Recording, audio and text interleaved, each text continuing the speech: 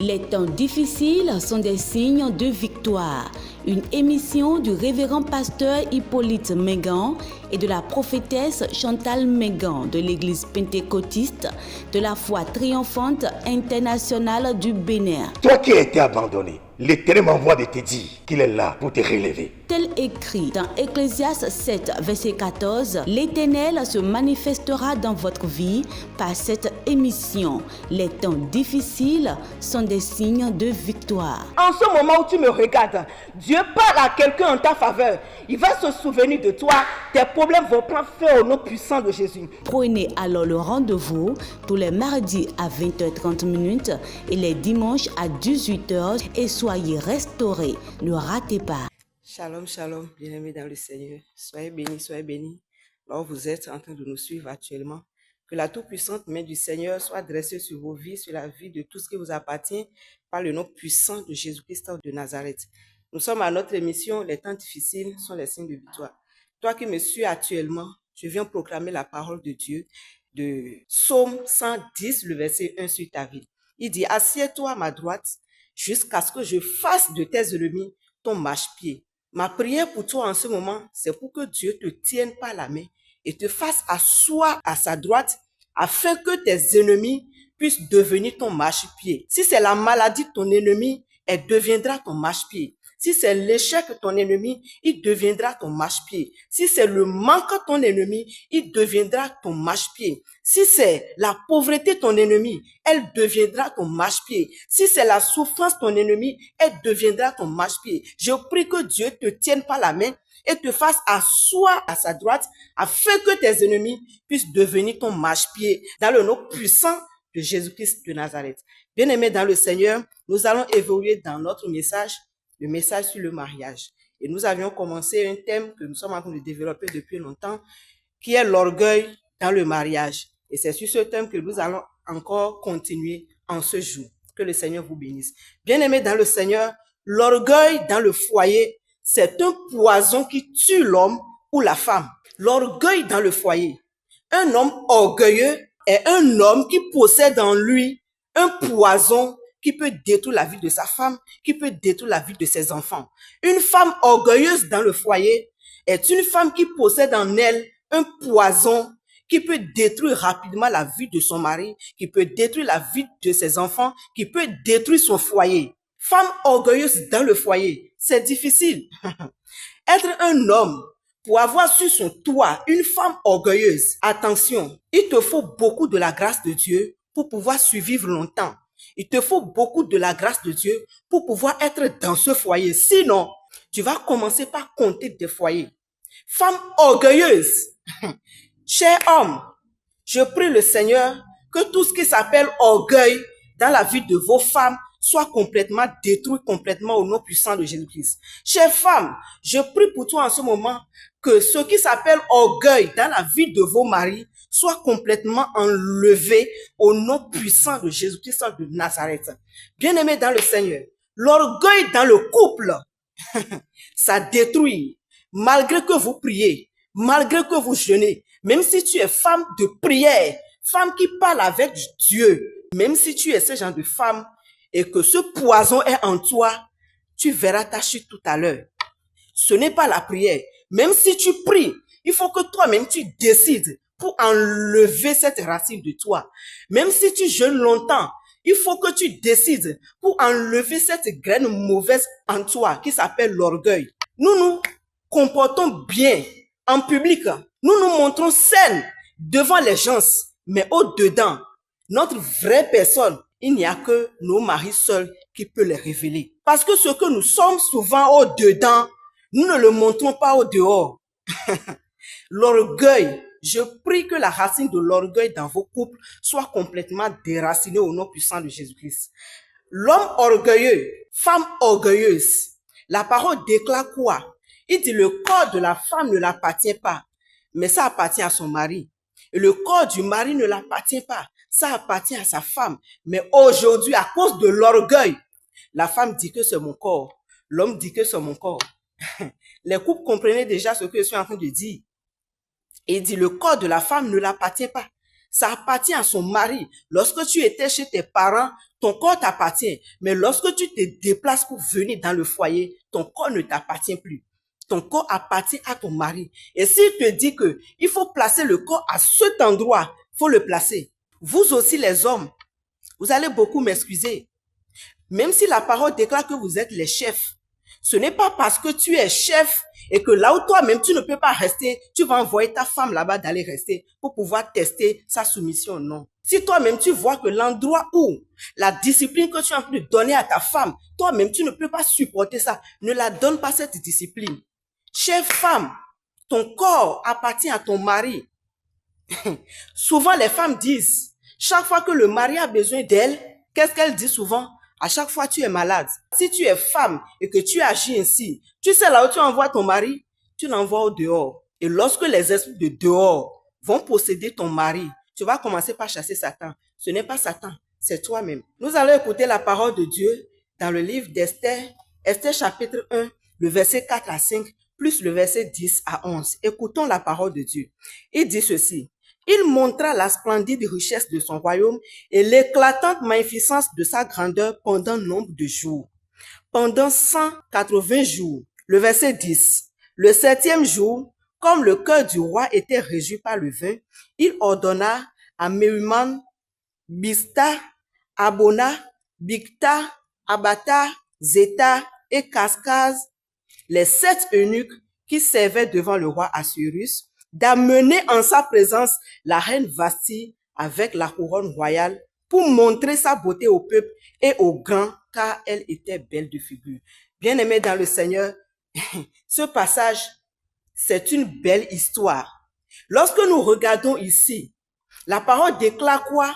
Le roi a organisé un festin pour pouvoir montrer toute sa richesse, pour pouvoir montrer tout ce qu'il possédait. Quel orgueil! Je vous en supplie. Les hommes orgueilleux dans le foyer, hommes orgueilleux et la femme orgueilleuse, le roi a assuré tout ce qu'il possédait. Est-ce qu'il a besoin de montrer tout ce qu'il possédait? Est-ce qu'il a besoin de montrer sa richesse? Est-ce qu'il a besoin de montrer au peuple la beauté de sa femme? Chère femme, si tu vois que ton mari possède en lui ce que j'appelle orgueil, il faut prier pour lui. Implore la grâce de Dieu pour que cet orgueil soit ôté. La parole déclare que c'est ce que le roi Assuérus a fait. Il a envoyé des gens d'aller appeler sa femme pour pouvoir montrer sa beauté au peuple. Désolé, voilà que la femme également est une femme orgueilleuse. Elle a refusé. L'homme a eu honte et la femme également a eu honte parce que quoi? Elle a perdu la couronne royale sur sa tête. Je vous en supplie, chers hommes, que tout ce qui s'appelle orgueil dans vos vies soit complètement détruit. Chères femmes, que tout ce qui s'appelle orgueil dans vos vies soit complètement détruit. Tout ce que tu possèdes, tu n'as pas besoin de les montrer aux gens. Et ceux-là, à qui tu es en train de montrer, tu ne sais pas que parmi eux se trouvent tes ennemis dedans, qui vont se soulever pour pouvoir combattre tout ce que tu possèdes. L'orgueil, ce que l'orgueil attire. Que le Seigneur nous aide. Bien-aimés dans le Seigneur, soyez bénis, gardez ce que vous avez reçu et que le Seigneur Dieu bénisse sur sa parole. Shalom, shalom, guys, and welcome again to our broadcast. We are talking about a particular topic concerning marriage and couple that is found in the book of Esther. I'm not going to read it back, but I'm going to read from the beginning. That is found in Esther 1, verse 4 to 5, and plus 10 to 11. Here, I'm going to just resume it. King Ahasuerus attracted his people with his wealth and his riches. And when he attracted them, and the verse 7 to 10, these things that he attracted, it dishonored him by how the wife said no to him in public and dishonored him. And by dishonoring him, she lost her place. I'm here to tell you that whatsoever you are putting importance on and attracting to men, it will always dishonor you in one way or the other. But this is the time for you to be humble and to learn and to be meek, because whenever you are not humble, you will always lose what you have. And this is a caution for each and every one of you that is proud. This is time for you to submit to your husband. This is time for you to submit and to learn more and keep on growing daily. And you that is humble, keep on being humble, because God is a rewarder that diligently seek him. May this word impact you and change you in the name of Jesus. Amen. FIFA enen we wa mi to no vetan la inde khla du de chitan se mini khore to mi do pe dono papa po mi bioro pe boto de no me beno yi ko te bono se bono blode ji bono mwale de me ni do akoso do gbelem do Jesus sin kom no vi so no vi nyon nu wa mi ton ko ni vetin de club de ji to sin ko mi de bi bo mi na do no kon yi ko no ma ko mi ton me e kun kla asupa sikole o ko tak pe vie bode we ko yi ton bo so ro ko mi na yi ko akun no ton me bo na bi mi do mi na ka do ko mi ton legbe do exercise we ma nu konton mi na ka no ki ka me ne ko wa ton goji koro wo go wa iworo pokoji do fine pon we ndo jirete e we ndo ahosuo e bupwede e ni dokun le nu e doro to o mele e dupwene nu asankan we wo kaka bo edo yiro edo ni pe mi se asiemi ton va shi oni wa boni na do kle de pe yan ton ahosuo e ka do tro bona blo nu mo koton tandan we chowe na tun nu e do le a ntewe ka do ni bi se so bi gbo ko yi ton ni nonu sunu ni adopi gboko yi ton do pide mi ton do jiri adife de wen we kin na kin do to kin gble e kin na kin gble la so pe to mi e kin na kin to le sin gble bon bi oro chezo Christ na zet ton sin come do nwe ko ni adife si gbo adifi ve to de do ko yi be nyo ni go sin gbe to mi do chezo Christ na zet ton sin come e na chen fifa akuno ton ni no ko ka mi na lele ko wa oji Tibafa, Iwomo shalom, nous vient Christ auto, Yesu irami. Mibele mi vi me kodo enyota mi oto. Mi nu wa ho fun pepe to enje si lulu to. E le gben keke mi ava do nko ele mi o ma onyo chi mi nu so hwedo asukwa shiglame. I enyota chi mi to nu so kugbe oyin pomo ego yi le hwedo me. No vient Christ auto, mi he mi ava han le Esther gbale, Esther tankoto. E he me amene so ya maton. Kodo ameo so he wideka. Bibu no mi le no to humo no mi me amene so yi amaton lo bibu mo e fio ti to mo assurer si le ju kon me on e so ju kon vilo kenken so ple i va du hwe no we i hwe ti edu lo e dase dokun to kenken ti edu le ju kon lo me yi hwe ti so dan yi no ju kon vilo kenken i hwe no to den wle ti de kan yo den wle ti viu den wle ti ameton e du hwe lo enu hwe do wle ti amademe yini kwelo chelu pon yin pomo e dase dokun tuwe do kenken ile rere ame o so yi wi de katome on bi mu no mi le to kumu yi metuwe wa dokun bi trojo kenken on e do dada mo de se yo ye shieve yi ya yue ken adase evinyonyo ito do ashe ovasi o enyovi yi efio yuemo ye deva yi adase le nyovi do no jukon lo kenken no vient Christ to When dodoli nsu deke inino goito when dodo gbeli nyon deke no goito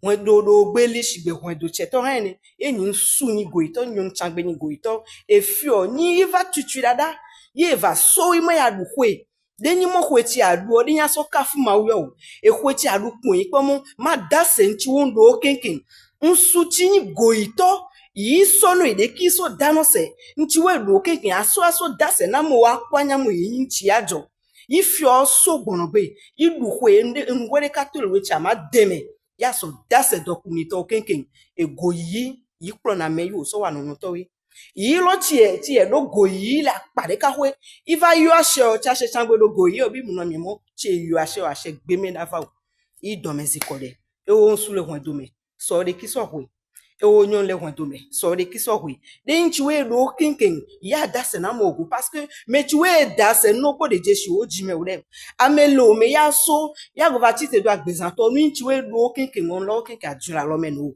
ego yi enyinu idlishigbe jakaluku han e wu na me Yesu le wa domenyonomi Yesu le ve mi onu inchi go yi la gbezan mi o to me alo ito de disino mi de Yesu Christ Nazareth on come mi agbe vanyology Yesu le yerami amen. Les temps difficiles sont des signes de victoire. Une émission du révérend pasteur Hippolyte Mengan et de la prophétesse Chantal Mengan de l'église pentecôtiste de la foi triomphante internationale du Bénin. Toi qui as été abandonné, l'Éternel m'envoie de te dire qu'il est là pour te relever. Est-elle écrit dans Ecclésiaste 7, verset 14, l'Éternel se manifestera dans votre vie par cette émission. Les temps difficiles sont des signes de victoire. En ce moment où tu me regardes, Dieu parle à quelqu'un en ta faveur. Il va se souvenir de toi. Tes problèmes vont prendre fin au nom puissant de Jésus. Prenez alors le rendez-vous tous les mardis à 20h30 et les dimanches à 18h et soyez restaurés. Ne ratez pas.